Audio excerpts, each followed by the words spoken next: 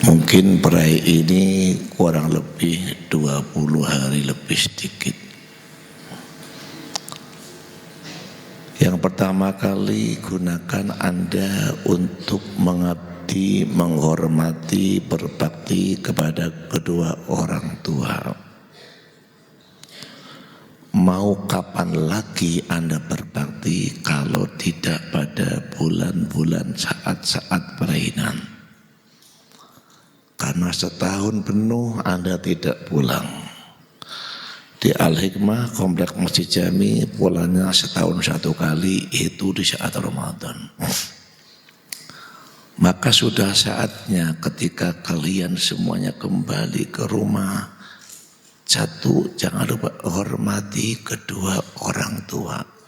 Dan penghormatan kedua orang tua yang namanya birrul lil walidin ini merupakan kunci keberhasilan, kunci keberkahan, dan kunci kemanfaatan. Anda seorang anak, Anda seorang santri, walaupun Anda pintar sedunia, walaupun Anda hebat sedunia, kami punya keyakinan tanpa berbakti kepada kedua orang tua, maka kepintaran Anda tidak ada artinya alias tidak manfaat. Dan kehidupan kalian tidak akan berkah walaupun setinggi langit kekayaannya. Ini kunci kemanfaatan, kunci keberkahan, kunci kesuksesan. Satu adalah birrul lil walidin, mengabdi, menghormat kedua orang tua. Saya berkali-kali ngomong dalam pengajian-pengajian, ingat, seorang anak bisa sukses, seorang anak bisa berhasil, seorang anak bisa berbahagia dunia dan akhiratnya manakala satu, dengan berbakti kepada orang tua dengan cara satu, cari ridhonya orang tua. Saya yakin ketika Anda pulang di rumah, Anda taat peraturan, saatnya ngaji, saatnya jamaah, saatnya taraweh, pasti orang tua akan ridho. Sudah pasti dan yakin orang tua akan ridho. Ketika Anda di rumah, Masya Allah, saatnya nyapu, saatnya membantu, saatnya istirahat, pasti orang tua akan ridho. Tapi kebalikannya, kalau Anda tidak berbuat semacam itu, pasti orang tua akan marah. Yang kedua, cari doanya orang tua. Hari ini kamu masih bodoh umpama, hari ini Anda masih labil umpama, hari ini Anda belum bisa melaksanakan kewajiban umpama, tapi kami yakin dengan doa kedua orang tua Anda bisa merubah diri dari kebodohan menjadi kepintaran, dari kemalasan menjadi kesemangatan, dari tidak bagus menjadi bagus, dari kesuksesan menjadi kesungguhan. Ini pasti. Yang ketiga, minta ampunan kedua orang tua. Kalau Anda minta maaf, pasti orang tua akan memaafinya. Walaupun sebelumnya orang tua marah, gara-gara perilaku kamu, gara-gara sikap kamu, gara-gara etika kamu. Tapi kalau kamu minta maaf, dan orang tua pasti akan memaafinya. Selama 3 ini tidak kau pegangin, selama 3 ini tidak kau dapatin, sangat mustahil dan sulit, dan saya akan ngomong pasti hidupnya kalian sengsara, susah, bingung dan stres. Walaupun Anda kaya tapi bingung, stres, susah. Walaupun Anda kelihatannya pintar tapi juga akan bingung, stres, susah.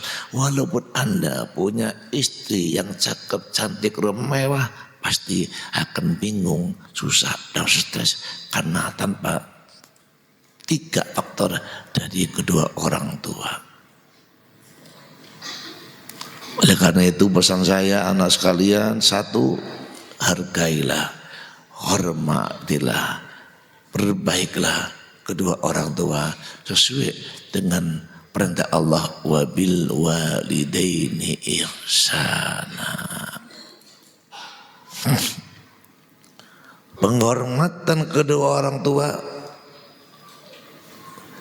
dinomor urutkan kedua setelah menghormat Allah.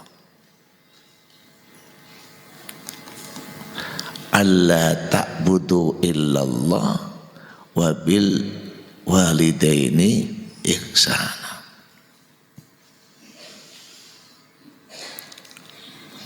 Salah satu cara untuk membuat ridho kedua orang tua, 1, perbaikanlah dengan perpakaian yang sopan.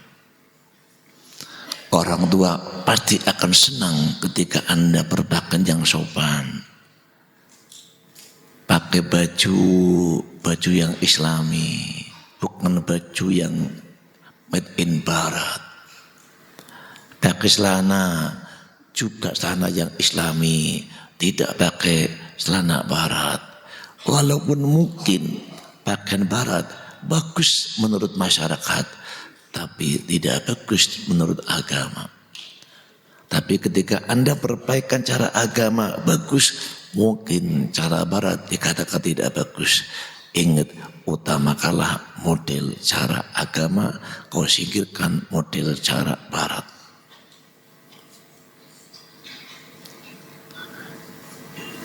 Yang kedua kalinya, dengan cara Anda itu menerima. Jangan sok minta-minta kepada orang tua. Terutama di saat lebaran minta baju baru. Orang tua pasti akan memikirkannya dan akan membelikannya manakala orang tua ada rezeki atau punya duit.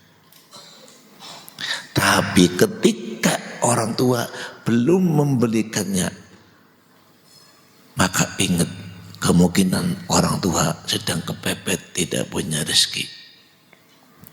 Maka sabarlah wahai anak, jangan marah, apalagi mengatakan yang tidak-tidak, apalagi protes, apalagi marah kepada kedua orang tua hanya persoalan kecil, yaitu lebaran baju baru. Maka untuk mengantisipasi hal ini, Anda pulang dengan membawa baju, 1, baju seragam. Yang kedua, baju jubah kegiatan sehari-hari di pondok.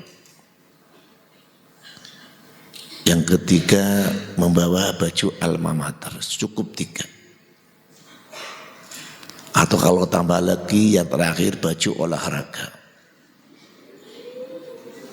Seandainya orang tua kamu tidak memberikan baju baru karena tidak ada uangnya, maka cukup hari pertama mbak-mbak pakai baju alma mater. Hari kedua mas-mas juga menggunakan baju seragam. Hari kedua Anda menggunakan pakaian OSIS atau pakaian PDH. Hari ketiga Anda menggunakan mukena yang seragam. Hari keempat Anda berpakaian biasa sampai Anda pulang ke pondok, tidak merepotkan kedua orang tua, apalagi tidak marah kepada orang tua karena cuma hanya masalah baju baru. Siapapun para santri yang marah kepada orang tua, apalagi komentar kepada orang tua, apalagi ngambek sampai tidak mau makan, tidak mau buka, tidak mau bangun, tidak mau ngaji, nggak mau sholat, nggak mau macam-macam, gara-gara baju baru. Itu mereka bukan santri saya, itu santri iblis dan santrinya setan. Santri kami tidak pernah mengajari semacam itu. Santri kami selalu diarahkan ke etika yang mengenal dengan agama. Yang kedua, berakhlak yang mulia, bersopan santun. Sebab akhlak ini yang paling utama. Apa artinya Anda mondok kalau tidak berakhlak yang mulia? Dan apa artinya Anda orang pinter kalau tidak berakhlak yang mulia? Dan apa artinya Anda orang kaya hebat tidak berakhlak yang mulia? Makanya Rasulullah Sallallahu Alaihi Wasallam pertama diutus oleh Allah tidak untuk memandaikan umatnya, tidak untuk mencerdaskan umatnya, tidak untuk mengkayakan umatnya, tidak untuk menghebatkan umatnya, tapi pertama kali tugas Rasulullah Sallallahu Alaihi Wasallam dari Allah liutammima makarimal akhlak. Innama bu'ithu liutammima makarimal akhlak. Aku diutus oleh Allah hanya untuk menyempurnakan akhlak-akhlak yang bagus.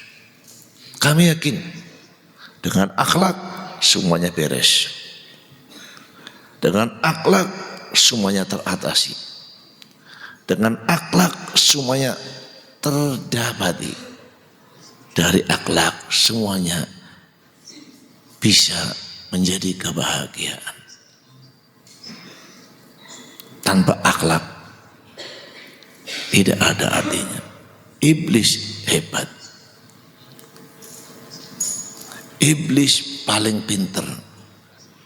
Iblis paling pandai sedunia. Tapi iblis terkutuk oleh Allah karena iblis tidak punya akhlak dan tidak punya sopan santun kepada Allah Subhanahu wa ta'ala. Makanya kalau ada orang santri tidak punya akhlak, itu namanya iblis. Akhlak yang mulia, akhlak yang bagus. Kanjeng Rasul, adzabani rabbi fa ahsana ta'dibi. Aku dididik oleh Allah dan Allah selalu membagusi didikanku. Saya kira selama kalian di pondok, insya Allah saya belum pernah mendidik kamu dengan akhlak yang bejat. Selama kamu di pondok, kayaknya saya belum pernah mengajak kamu ke dekadensi moral. Makanya ingat, akhlak itu perlu. Akhlaknya santri nggak mungkin naik Honda ugal-ugalan. Akhlaknya seorang santri nggak mungkin campur baur dengan anak putri main-mainan. Akhlak seorang santri nggak mungkin boncengan berduaan 4 mata 4 kaki dan sebagainya. Akhlak santri nggak mungkin saatnya sholat tidak sholat, saatnya puasa tidak puasa, dan saatnya tarawih tidak tarawih.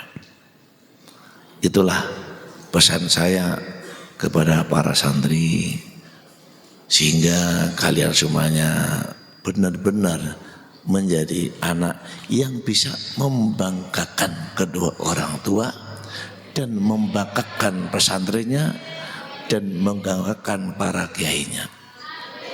Karena apa? Sebab dengan ilmu engkau akan mengangkat derajat orang tua. Contoh, ada anak santri Masya Allah, azan bisa, ngimamin bisa, khutbah bisa, ceramah bisa, mu'idu hasanah bisa. Pasti itu anaknya siapa? Maka terbawalah kedua orang, oh itu anaknya si A, si Fulan bin Fulan. Ya Allah, betapa bahagianya orang tua punya anak semacam itu. Inilah gara-gara ilmu orang tua akan terangkat kedudukannya.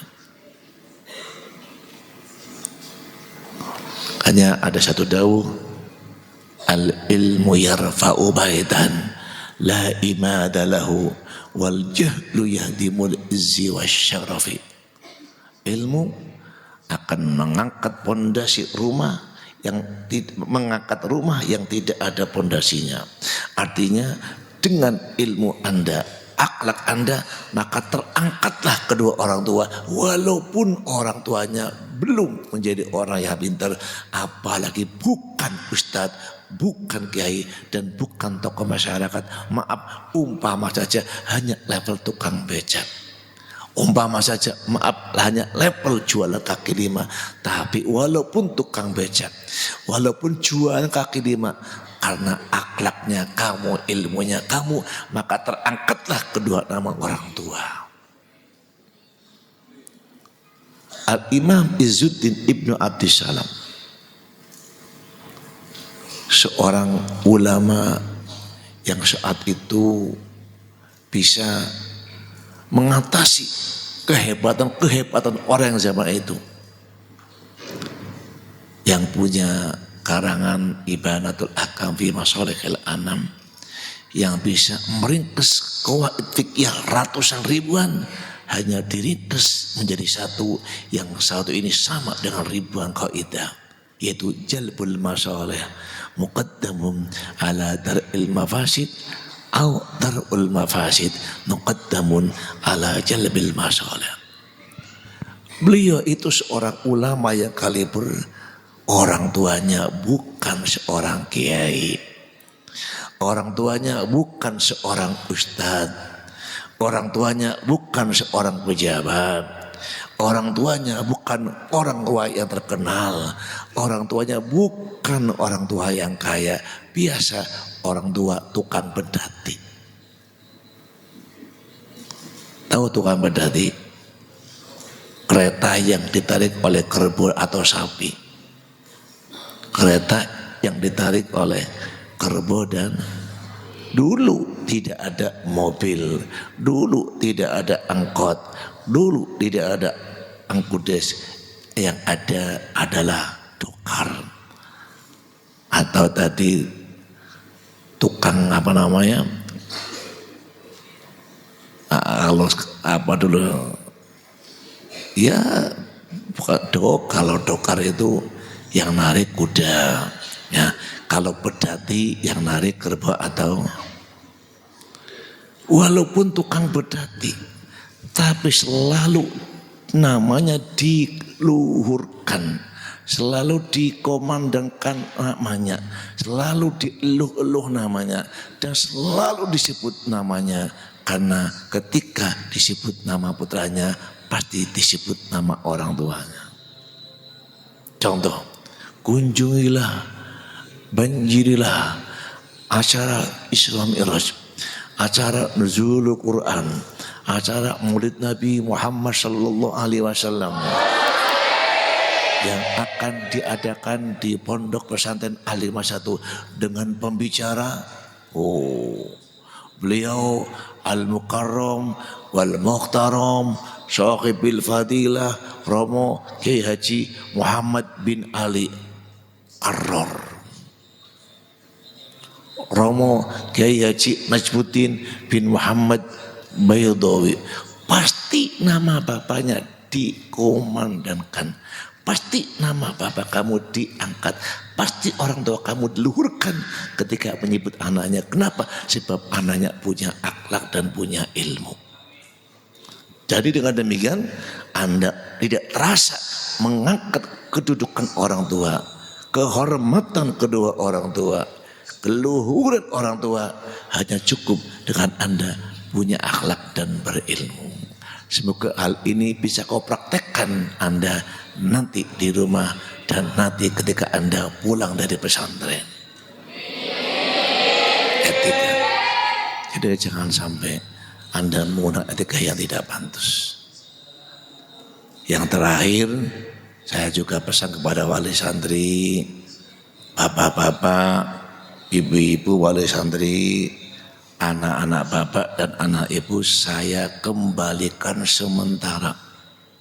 Selama perayaan 20 hari, saya kembalikan sementara kepada orang tua, dan orang tualah yang memeliharanya, mengawasinya, dan memantaunya.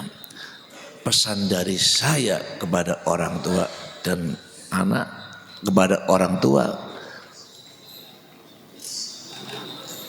instruksikan, perintahkan anak untuk melaksanakan kegiatan sebagaimana kegiatan yang ada di pesantren. Kalau di pondok jamaah, mohon orang tua harus mengawasi anaknya jamaah atau tidak. Kalau di pesantren ada istilah jamaah, mohon orang tua mengawasi anaknya jamaah atau tidak. Kalau di pesantren membaca Al-Quran, tolong orang tua mengawasi anaknya membaca Al-Quran atau tidak. Itulah pesan kami kepada kedua orang tua. Kemudian nanti anak-anak pulang sesuai dengan undang-undang yang ada, termasuknya mengambil formulir untuk mengajak teman-teman, saudara-saudara. Karena ingat nak, kalau kamu seorang anak tahu diri, Anda tidak akan hancur. Kata Ali bin Sayyidina Ali bin Abi Thalib mengatakan, mahalakam ru'un arafa nafsah. Seseorang santri tidak akan hancur, tidak akan porak-poranda selama dia tahu diri. Saya anak, saya santri, saya ingat, kalau Anda kedudukan tahu diri, maka Anda tidak akan kecewa, Anda tidak akan hancur, dan tidak akan binasa. Nanti mengambil formulir, yang formulir itu nanti ada instruksi untuk pulang ke sini atau membawa keluarga atau sanak famili untuk bersama-sama belajar di Pondok Pesantren Al-Hikmah Santu. Mudah-mudahan Allah meridhoinya dan Anda pulang dengan selamat, pulang dengan teratur sesuai undang-undang. Yang dijemput silakan pulang, yang belum dijemput harus ada surat resmi atau harus ada alasan yang tertentu, karena saya tidak mau terulang kembali saat-saat kepulangan anak tidak pulang ke rumah, tapi anak itu keluyuran. Yang paling terakhir, tatakan niat mulai sekarang, besok mengikuti acara haul. Tata niat sekarang, besok menghormati haul. Yang dikholi bukan sembarangan manusia, tapi wali min auliyaillah. Kami yakin Asy-Syaikh Al-Mursyid ya'ti wa yasma ila syakwa muridi wa yakti hajati. Seorang guru mursyid syekh akan mengikuti dan akan mendengarkan apa keluhan-keluhan muridnya dan akan berusaha untuk menepati segala kebutuhan-kebutuhan muridnya. Anda bingung tawasul dengan Syekh, insya Allah bingung Anda akan teratasi. Anda kurang paham, Anda detail tawasul kepada Syekhnya, pasti bayati matahtija. Seorang guru akan datang kapan digunakannya, kapan dibutuhnya, kapan dipanggilnya. Jadi kamu niat besok pagi menghormati syekh, menghormati mursyid seorang ulama besar. Semoga apa yang kau inginkan bi barokati beliau Anda terkabul. Demikian, mohon maaf Dan yang paling terakhir lagi, sampaikan salam kami segenap para kiai, para ustadz dan para pengurus untuk memintakan maaf dan salam, minta doakan semoga kami yang di pesantren diberi kesehatan, kemanfaatan, keberkahan, kesuksesan, dan jika kami punya anak santri yang soleh solehah, alimah mubarak mubarakah, nafi'ah abidah ya rabbal alamin. Hadza wal afa minkum. Wassalamualaikum warahmatullahi wabarakatuh. Asyhadu an la ilaha illallah, astaghfirullah wa na'udzu bika minan nar. Asyhadu an la ilaha illallah, astaghfirullah minan nar. Asyhadu an la ilaha illallah, astaghfirullah.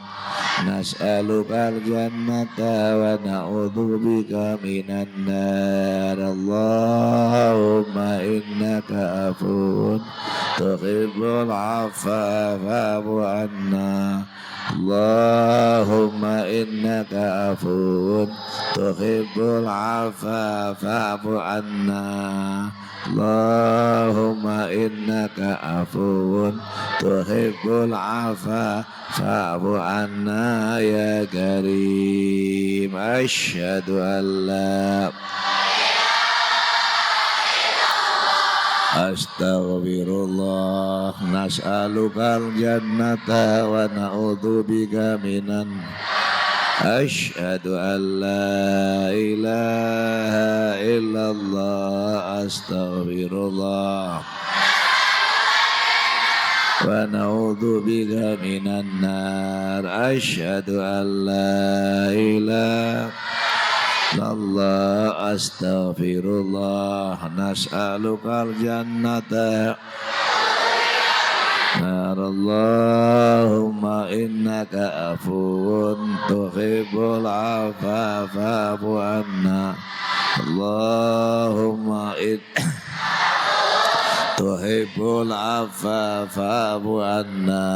Allahumma innaka afuwun tuhibbul afwa fa'fu anna ya karim. Asyhadu an la ilaha illallah, astaghfirullah. Nas'alukal jannata wa na'udzubika minan nar. Asyhadu an la ilaha illallah, astaghfirullah. Nas'alukal jannata wa na'udzubika minan nar. Asyhadu an la ilaha illallah, astaghfirullah. Nas'alukal jannata wa na'udzubika minan nar. Allahumma innaka afuwun tuhibbul afwa fa'fu anna. Allahumma innaka afuwun tuhibbul afwa fa'fu anna. Allahumma innaka afuwun tuhibbul afwa fa'fu anna ya karim. Allahumma taqabbal siyamana wa ruku'ana wa sujudana wa tilawatana ana al-laili wa atrafan nahar. Rabbana atina fid dunya hasanah wa fil akhirati hasanah wa qina adzaban nar. Wa sallallahu ala sayyidina Muhammadin nabil ummi wa ala alihi wa sahbihi wa sallam. Walhamdulillahi rabbil alamin. Maula ya salli daiman abada ala habibika khairil khalqi. Maula ya salli